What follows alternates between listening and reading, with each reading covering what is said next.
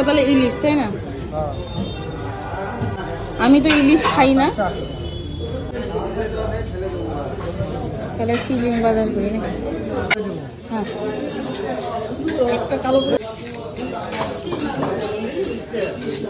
শাশুড়ির জন্য বৌমা মাছ কিনতে আইসি। দেখো, হ্যাঁ হ্যাঁ, আমি কিন্তু ইলিশ খাই না, এটা শাশুড়ির জন্য নেওয়া।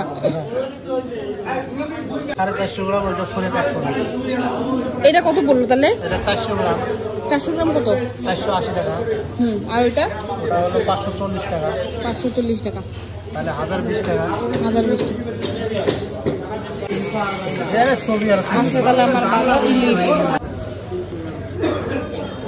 আমি তো ইলিশ মাছ খাই না, তাই আমার জন্য এটা কত? 150 টাকা। এত টাকা কে নেব?